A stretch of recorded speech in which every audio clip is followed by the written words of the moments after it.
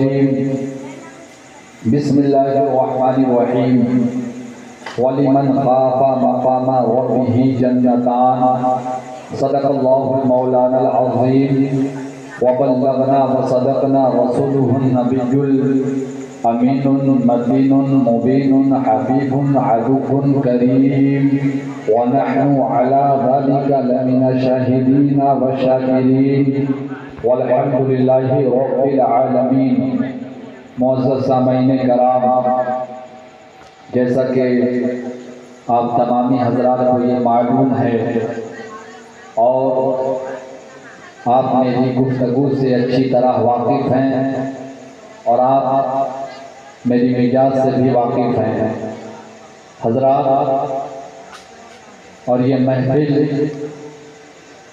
ایصال ثواب کی محفل ہے اور انشاءاللہ تعالی اسی پر اچھی باتیں پیش کرنے کی سعادت حاصل کروں گا۔ حضرات، علماء کرام کا نورانی قافلہ موجود ہے۔ آپ نے یہاں کے خطیب و امام سے بہترین نعت پاک سن کر اپنے دل کو منور و مجلہ کر رہے تھے اور نقابت سن کر دل کو باغ باغ کر رہے تھے، اور اللہ کی بارگاہ میں یہ دعا کرتا ہوں کہ یہاں پر جتنے بھی لوگ حاضر ہیں، اللہ تمام لوگوں کی حاضری کو قبول عطا فرمائے اور اللہ تمام لوگوں کی پریشانی کو دور عطا فرمائے۔ اللہ کی بارگاہ میں دعا ہے کہ اللہ مرحوم کو جنت الفردوس میں اعلیٰ مقام عطا فرمائے۔ حضرات، آئیے ہم اور آپ سب سے پہلے آقا نامدار، مدینے کے تاجدار، نائب پروردگار، ہم سب کے مالک و مختار، حضرت آمینہ کے لال اور حضرت عبداللہ کے لخت جگر، مدینے میں آرام فرمانے والے آقا و مولا جناب محمد عربی صلی اللہ تعالی علیہ وسلم کی نور بھری بارگاہ میں درود پاک پڑھنے کا شرف حاصل کریں۔ پڑھیے باواز بلند، اللہم صلی علی سیدنا شفیعنا حبیبنا مولانا محمد بارک وسلم، صلو علیہ صلاۃ و سلاما علیک یا رسول اللہ صلی اللہ تعالی علیہ وسلم۔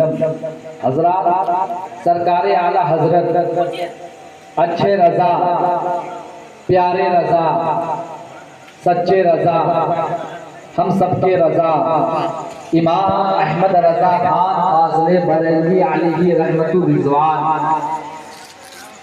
فرماتے ہیں، او سوئے لالا زار پھرتے ہیں، وہ سوئے لالا زار پھرتے ہیں، تیرے دن اے بہار پھرتے ہیں، اور ہائے غافل او کیا جگہ ہے جہاں، ہائے غافل او کیا جگہ ہے جہاں پانچ جاتے ہیں چار پھرتے ہیں، پانچ جاتے ہیں چار پھرتے ہیں۔ حضرات، میں یہ چاہتا ہوں کہ ماں باپ کی شان میں دو تین شعر میں بھی پڑھ دوں۔ حضرات، آپ لوگوں کی نظر میری طرف سے ہٹنی نہیں چاہیے، آپ کی توجہ صرف میری طرف ہونی چاہیے، اور آپ لوگ اچھی طرح جانتے ہیں کہ میں ہنسی مذاق کی باتیں نہیں کرتا، میں اپنی گفتگو میں کہوں کا سامان گرم نہیں کرتا، بلکہ جو بھی باتیں عرض کرتا ہوں اچھی باتیں اور کام کی باتیں پیش کرتا ہوں۔ یہ میرے پیر و مرشد حضرت علامہ الحاج نعمان اختر فائق الجمالی صاحب قبلہ کی دعا ہے، اور میرے دادا پیر حضور وقار ملت الحاج شاہ جمال احمد خان قادری علیہ رحمہ کا فیضان ہے۔ حضرات، دو تین شعر پیش کر رہا ہوں، محبت کے ساتھ ملاحظہ فرمائیے۔ رب تعالی کی عطا ماں باپ ہے، ماں باپ بہت بڑی دولت ہے، اور یہ کوئی ضروری نہیں کہ اگر باپ نمازی ہے تبھی آپ اپنے باپ کا ادب کریں، نہیں، نمازی ہونے کی بنیاد پر نہیں، حاجی ہونے کی بنیاد پر نہیں، بلکہ ماں باپ ہونے کی بنیاد پر محبت کریں۔ رب تعالی کی عطا ماں باپ ہے، رب تعالی کی عطا ماں باپ ہے، کہ رب تعالی کی عطا ماں باپ ہے، پیارے آقا کی دعا ماں باپ ہے، پیارے آقا کی دعا ماں باپ ہے، رب تعالی کی عطا ماں باپ ہے۔ اور بہت ہی پیارا شعر پیش کر رہا ہوں، محبت کے ساتھ ملاحظہ فرمائیے کہ سونا چاندی کیا کروں گا لیکن میں، سونا چاندی کیا کروں گا لیکن میں، کہ سونا چاندی کیا کروں گا لیکن میں، یا خدا میری رضا ماں باپ ہے، یا خدا میری رضا ماں باپ ہے، یا خدا میری رضا ماں باپ ہے۔ اور بہت ہی پیارا شعر پیش کر رہا ہوں، محبت کے ساتھ ملاحظہ فرمائیے، اور یقیناً اس شعر کو آپ جب سنیں گے تو آپ کا دل باغ باغ ہو جائے گا۔ حضرات، اگر کوئی آدمی 3 لاکھ 4 لاکھ لگا کر حج کے لیے جاتا، یہ کوئی گارنٹی نہیں کہ اللہ تبارک و تعالیٰ کی بارگاہ میں اس کا حج قبول ہو جائے، یہ کوئی گارنٹی نہیں لے سکتا۔ کیا کوئی گارنٹی لے سکتا ہے کہ میں نے حج کیا تو رب کی بارگاہ میں قبول ہے؟ کوئی گارنٹی نہیں ہے، مگر مصطفیٰ جان رحمت صلی اللہ تعالیٰ علیہ وسلم کا فرمان ملاحظہ فرمائیے، شعر پیش کر رہا ہوں کہ دل سے جن کی ملے حج کا ثواب، دل سے جن کی ملے حج کا ثواب، کہ دل سے جن کی حج کا ثواب، پیارے آقا نے کہا ماں باپ ہے، پیارے آقا نے کہا ماں باپ ہے۔ پڑھیے درود پاک، اللہم صلی مولانا محمد بارک وسلم، صلو علیہ الصلاۃ والسلام علیک یا رسول اللہ صلی اللہ تعالی علیہ وسلم۔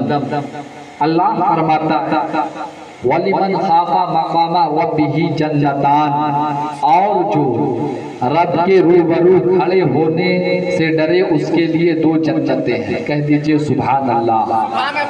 آپ ایک جنت نہیں تلاش کر پا رہے ہیں، مگر رب کی رحمت آپ کو 2 جنتیں دینے کے لیے تیار ہے۔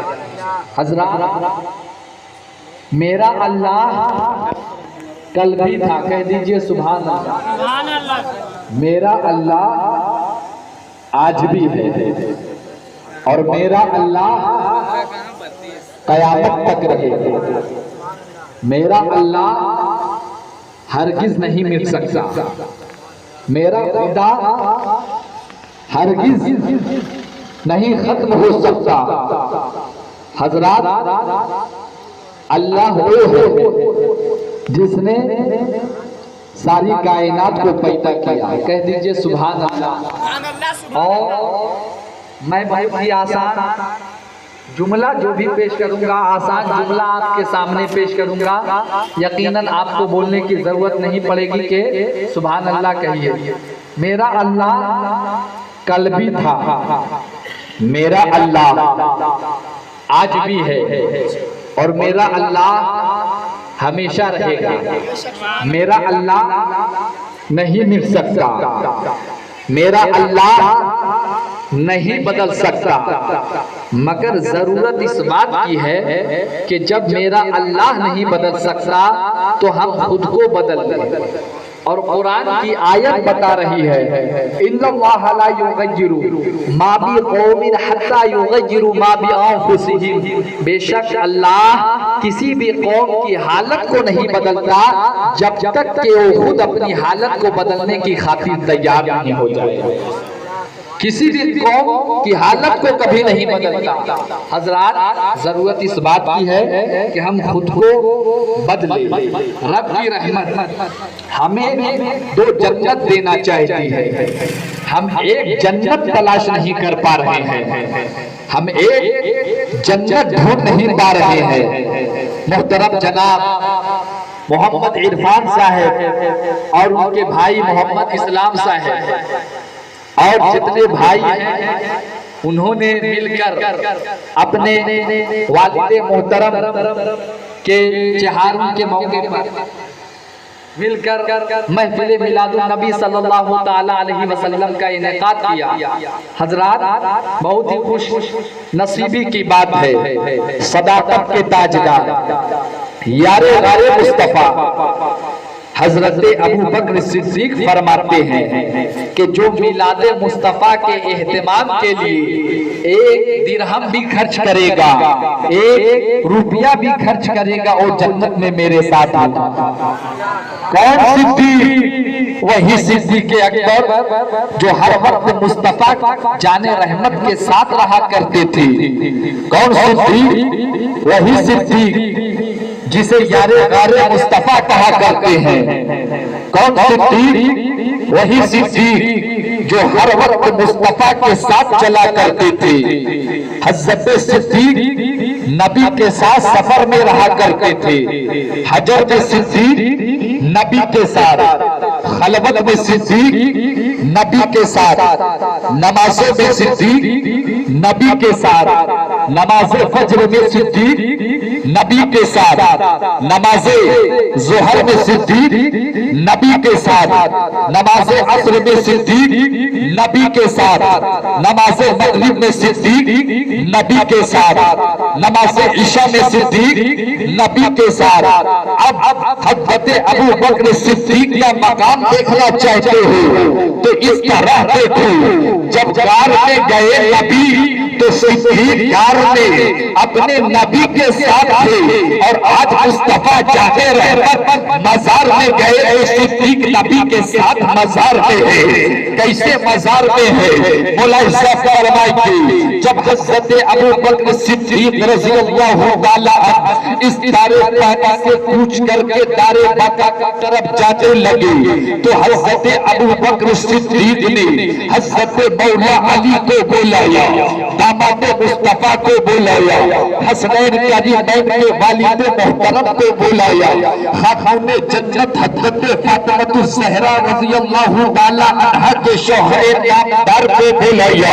حضرت مولا علی بارگاہ صدیق میں حاضر ہوتے ہیں اور عرض کرتے ہیں السلام علیکم ورحمۃ اللہ وبرکاتہ۔ حضرت ابو بکر صدیق سلام کا جواب دیتے ہیں وعلیکم السلام रहमतुल्लाहि व बरकातहू। हज़रत अली अर्ज करते हैं, ऐ प्यारे सिद्दीक आपने मुझे याद किया है, ऐ प्यारे सिद्दीक आपने मुझे बुलाया है। हज़रत अबू बकर सिद्दीक कहते हैं, हाँ अली मैंने आपको याद किया है, हाँ अली मैंने आपको बुलाया है। हज़रत अली अर्ज करते हैं, प्यारे सिद्दीक आपने मुझे किस लिए बुलाया है, आपने मुझे किस लिए याद किया है। हज़रत अबू बकर सिद्दीक फरमाते हैं, मैंने आपको इसलिए बुलाया है कि जब मैं इस दारे पानी से कूच करके दारे बका की तरफ चला जाऊं तो मेरे जनाजे को लेकर सरकार के हुजरे के करीब लेकर जाना और सरकार की बारगाह में अर्ज करना, या रसूल अल्लाह ये सिद्दीक है, इनकी तमन्ना ये है कि आपके पहलू में थोड़ी सी जगह चाहते हैं,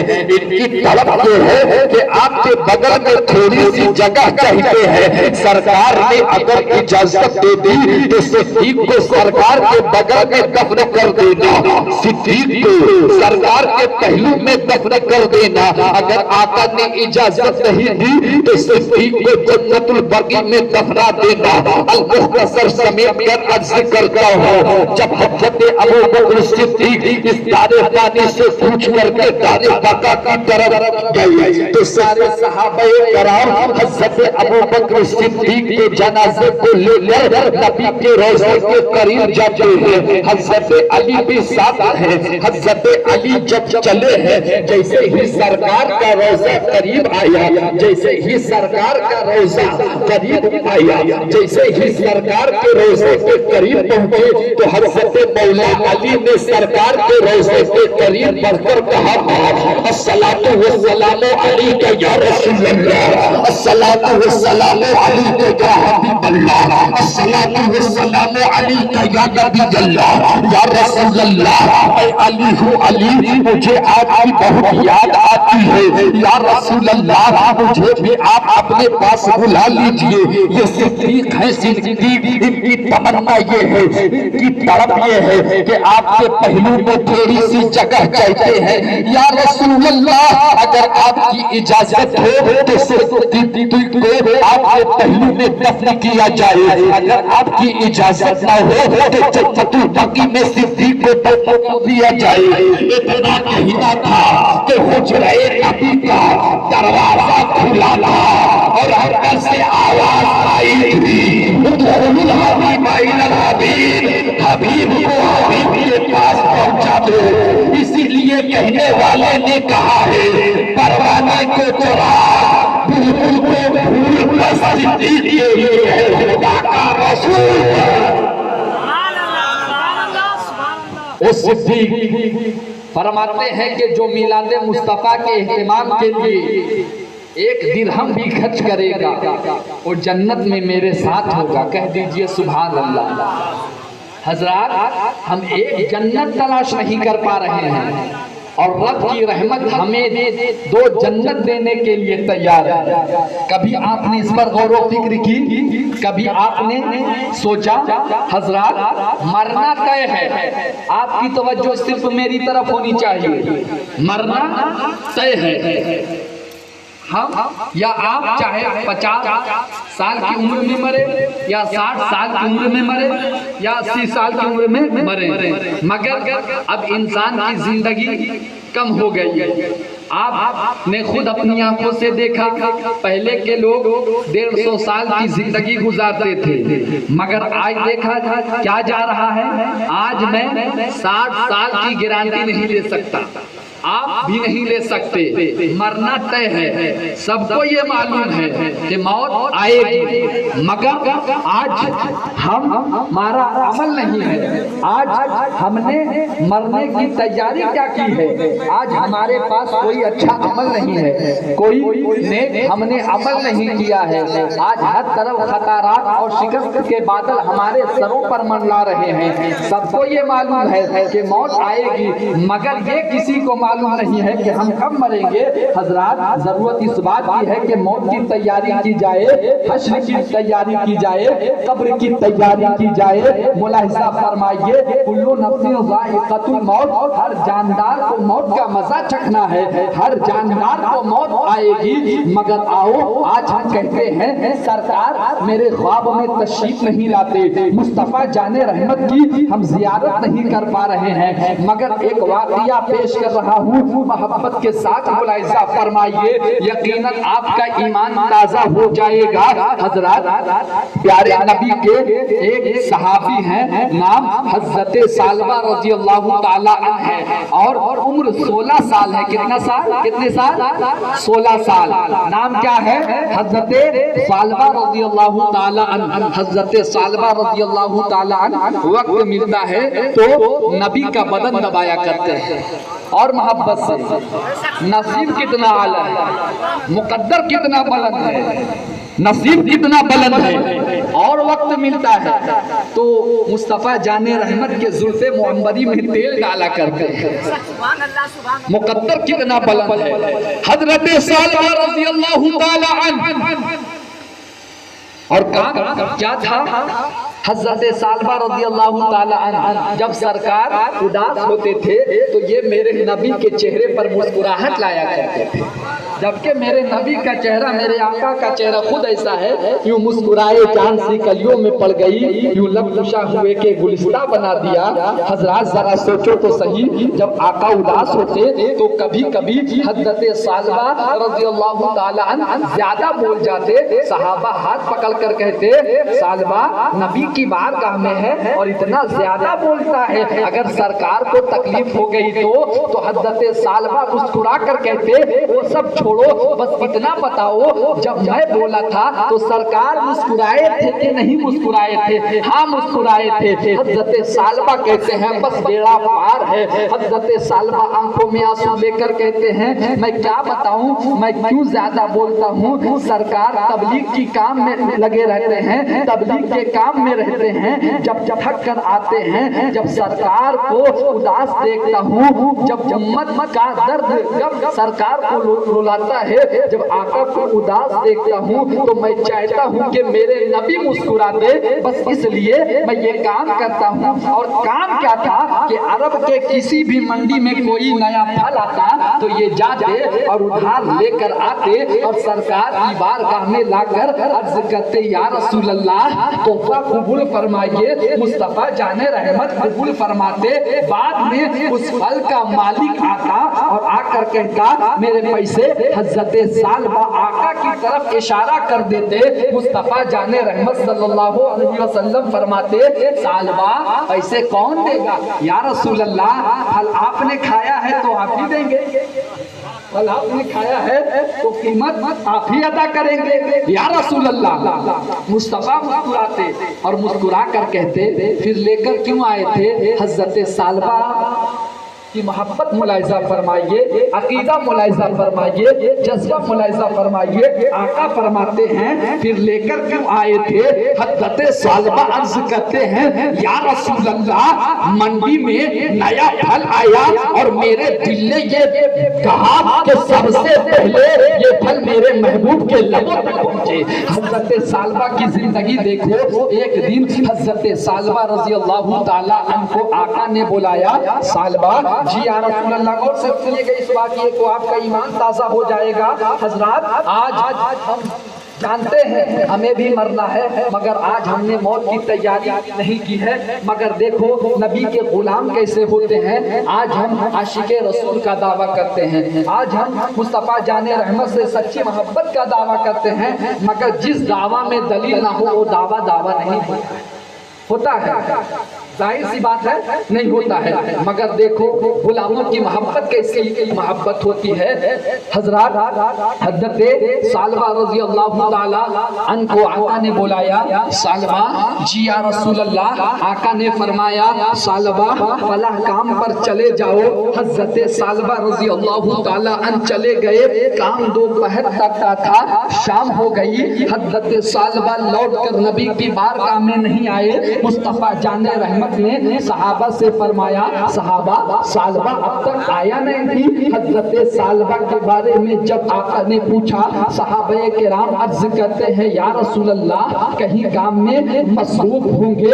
وقت گزرتا گیا, دن گزرتا گیا, 40 دن ہو گئے مگر حضرت سالبہ سرکار کی بارگاہ میں لوٹ کر واپس نہیں آئے. حضرات جانتے ہیں کیا وجہ رہی تھی جو نہیں آیا مصطفیٰ کا اتنا چہیتا غلام, پیارا غلام؟ وجہ یہ تھی کہ مصطفیٰ جان رحمت نے جس کام کے لیے بھیجا تھا, جب حضرت سالبہ رضی اللہ تعالیٰ عنہ کام کر کے واپس آ رہے تھے تو ایک گلی سے گزر رہے تھے. ایک مکان کے دروازے پر پردہ پڑا ہوا تھا. اچانک مکان کا پردہ ہٹا, حضرت سالبہ کی نظر ایک عورت کے سر کے بالوں پر پڑ جاتی ہے. وہ عورت اپنے بال کاٹ رہی تھی. پہلی نظر جب پڑی تھی تو وہ دھوکے سے تھی, دوسری نظر حضرت سالبہ نے جان کر ڈالی ہے. جیسے ہی اس کی طرف سے چہرہ پھیرا حضرت سالبہ رضی اللہ تعالیٰ عنہ کے دل میں خیال آیا سالبہ تو نے کتنا بڑا پاپ کر دیا ہے, سالبہ تو نے کتنا بڑا گناہ کر دیا ہے. جس آنکھوں سے مصطفیٰ کا چہرہ دیکھا کرتا تھا, جس نظروں سے مصطفیٰ جان رحمت کی زیارت کیا کرتا تھا, آج تو نے ایک غیر محرم کے سر کے بال دیکھ لیے ہیں. کون سا چہرہ لے کر مصطفیٰ کی بارگاہ میں جائے گا؟ اب تیری آنکھیں مصطفیٰ کے چہرے کے قابل نہیں رہ گئی ہے, اب تیری آنکھیں مصطفیٰ کے چہرے کے لائق نہیں رہ گئی ہے. حضرت سالبہ رضی اللہ تعالیٰ عنہ یہ سوچ کر ٹھہر جاتے ہیں جو راستہ مصطفیٰ جان رحمت کے گلی کی طرف جاتا تھا حضرت سالبہ نے وہ راستہ بھی چھوڑ دیا. دل بھی خیال آتا ہے اب تک تو حضرت جبرائیل بھی سرکار کی بارگاہ میں حاضر ہو گئے ہوں گے, میرے لیے اللہ کی طرف سے عذاب کی آیت بھی اتر چکی ہوگی. حضرت سالبہ نے یہ سوچ کر مصطفیٰ جان رحمت کا راستہ چھوڑا ہے. وقت گزرتا گیا, دن گزرتا گیا, 40 دن گزر گئے مگر حضرت سالبہ کا پتہ نہیں چلا. صحابہ کرام تلاش کر رہے ہیں, تلاش کرتے کرتے جنگل میں حضرت سالبہ کا کہیں پتہ نہیں چلا.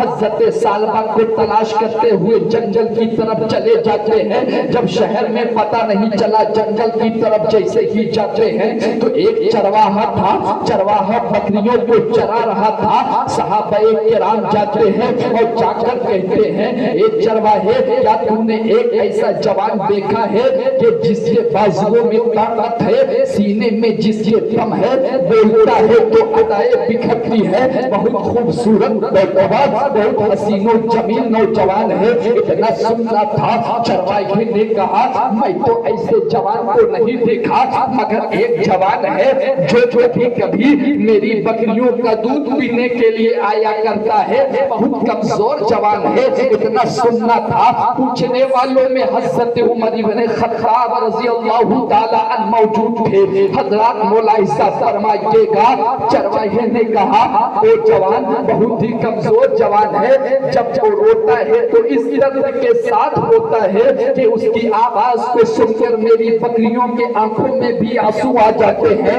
اتنا سننا تھا. حضرت عمر بن خطاب دوڑ پڑے جدھر حضرت سالبہ رضی اللہ تعالیٰ عنہ تھے. جیسے ہی حضرت عمر اور صحابہ کرام جاتے ہیں کیا دیکھتے ہیں حضرت سالبہ نے اپنے سر کو سجدے میں رکھا ہوا ہے, روتے جا رہے ہیں, مولا کی بارگاہ میں عرض کرتے جا رہے ہیں اے مولا مجھے اس سے کوئی شکایت نہیں کہ زندگی کتنی ہوگی کتنی نہیں ہوگی, مگر میں یہ سوچ کر رو رہا ہوں, میں یہ سوچ کر پریشان ہوں اب میری آنکھیں تیرے محبوب کے چہرے کے لائق نہیں رہ گئی ہے. مولا اگر تیرے محبوب کا چہرہ نہ دیکھ سکا تو یہ آنکھیں پھر کس کام کی مولا, یا تو مجھے موت دے دے یا تو اللہ اپنی طرف سے میری معافی کا حوالہ عطا فرما دے. روتے جا رہے ہیں, حضرت سالبہ عرض کرتے جا رہے ہیں. حضرت عمر ابن خطاب نے یوں ہاتھ رکھا کندھے پر اور کہتے ہیں اے سالبہ اپنے سر کو سجدے سے اٹھا لے. حضرت سالبہ نے اپنے سر کو سجدے سے اٹھایا تو آنکھیں اندر بیٹھ چکی تھی, گال کے گوشت سوکھ چکے تھے. او سالبہ جس کی جوانی کی مثال دی جاتی تھی آج وہ سالبہ اتنا کمزور हो चुका है कि सही से खड़ा भी नहीं हो पा रहा है। हज़रत उमर इब्ने खत्ताब कहते हैं चल मैं तुझे लेने आया हूँ, इतना सुनना था। हज़रत सालबा अर्ज़ करते हैं आंखों में आंसू लेकर, ए उमर अब मेरी आंखें सरकार के चेहरे के लायक नहीं रह गई है, अब मैं सरकार के चेहरे की ज़ियारत नहीं कर सकता, मेरी आंखें आवारा हो गई है, मेरी आंखें नापाक हो गई है, इतना सुनना था। हज़रत उमर कहते हैं ए नादान, मैं तुझे अपनी मर्जी से नहीं बल्कि मदीने वाले मुस्तफा की मर्जी से लेने आया हूँ, चल आका ने बुलाया है। हज़रत उमर इब्ने खत्ताब ने जब ये कहा तो हज़रत सालबा रज़ी अल्लाह ताला अन्हा की आवाज रुक जाती है। रुकने के बाद हज़रत सालबा अर्ज करते हैं उमर मुझे लेकर कैसे चलोगे, मुझमें चलने की ताकत भी बाकी नहीं रह गई है, मैं कैसे जा सकता हूँ। हज़रत उमर इब्ने खत्ताब फरमाते हैं मैं तुझे लेकर चलूंगा। हज़रत उमर ने हज़रत सालबा को कंधे पर उठाया है और लेकर चल पड़े हैं मुस्तफा की मस्जिद नबवी में। मेरे आका नमाज पढ़ा रहे थे, हज़रत उमर इब्ने खत्ताब ने हज़रत सालबा को मस्जिद में सफर के पीछे खड़ा कर दिया और हज़रत उमर नमाज में शामिल हो जाते हैं। हज़रत सालबा मस्जिद के फर्श पर खड़े खड़े बैठ जाते हैं, थोड़ी देर के बाद लेट जाते हैं। जब सरकार ने नमाज पढ़ाई, नमाज पढ़ाने के बाद सरकार फरमाते हैं ऐना उमर, कहाँ है उमर। हज़रत उमर अर्ज़ करते हैं जे या रसूल अल्लाह मैं हाजिर हूँ। मेरे मुस्तफा फरमाते हैं ए उमर मेरा सालबा कहाँ है, जरा सोचो तो सही। ये नाज होते हैं गुलामों के, ये अंदाज होते हैं महबूबों के। मुस्तफा ने सलाम फेर कर कहा उमर मेरा सालबा कहाँ है। हज़रत उमर ने अपनी आंखों में आंसू लेकर कहा या रसूल अल्लाह, वो मस्जिद में सफों के पीछे खड़े हैं, बैठे हुए हैं, लेटे हुए हैं। आका ने फरमाया सालबा खड़ा हो जा। हज़रत उमर ने अर्ज़ किया रसूल अल्लाह सालबा कैसे खड़ा होगा, उसमें चलने की ताकत नहीं रह गई है, इतना सुनना था। मुस्तफा जाने रहमत ने मुसल्ला छोड़ा है, दौड़कर मस्जिद में सफों के पीछे आ जाते हैं। हज़रत सालबा ने अपनी आंखों को बंद कर दिया है, जरा सोचो तो सही, सामने चेहरे मुस्तफा है मगर हज़रत सालबा ने जानबूझकर आंखें बंद कर दी है। हज़रत सालबा की मोहब्बत पर कुर्बान जाओ, सरकार का चेहरा सामने है मगर हज़रत सालबा ने अपनी आंखों को बंद करके रखा है। सरकार ने फरमाया ए सालबा आंखें खोलकर अपने मुस्तफा के चेहरे को देख ले। हज़रत सालबा अर्ज करते हैं या रसूल अल्लाह मेरी आंखें आपके चेहरे को देखने के लायक नहीं रह गई है, या हबीब अल्लाह मेरी आंखें आपके चेहरे की ज़ियारत करने के काबिल नहीं है। या रसूल अल्लाह मैं आपकी ज़ियारत नहीं कर सकता, मेरी आंखें आवारा हो गई है, नापाक हो गई है। मुस्तफा फरमाते हैं ए सालबा कहना क्या चाहते हो। हज़रत सालबा अर्ज करते हैं या रसूल अल्लाह मैंने अपनी आंखों से एक गैर महरम के सर के बाल देख लिए हैं, इतना सुनना था। मुस्तफा जाने रहमत की आंखों में आंसू आ गए, आंसुओं का आना था कि तमाम फरिश्तों के सरदार सैयदुल मलाइका हज़रत जिब्राइल अमीन मुस्तफा की बारगाह में हाजिर होते हैं और अर्ज करते हैं अस्सलामु अलैका या रसूल अल्लाह। मुस्तफा ने जवाब दिया वालेकुम अस्सलाम, जिब्राइल कैसे आना हुआ। मुस्तफा जाने रहमत ने आगे बढ़कर हज़रत सालबा का सर अपनी गोद में रख लिया है। ये रखने वाला कौन है, ये सीने से लगाने वाला कौन है, ये है। जब मेरा नबी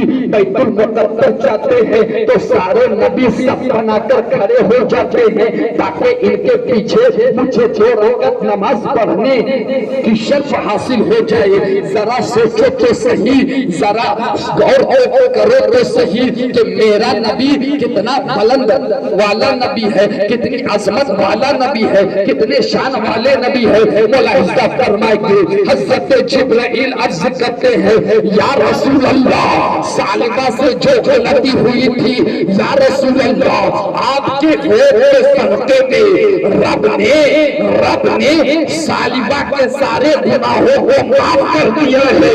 और सालिबा जिसके लिए हाथ उठाएगा दुआ करेगा, अल्लाह फरमाता है हम उसके सारी खताओं को माफ करते चले जाएंगे। अब पता क्या चला, ये किसी और की बात नहीं है, ये मुस्तफा के गोद की बरकत है। ये मुस्तफा के गोद की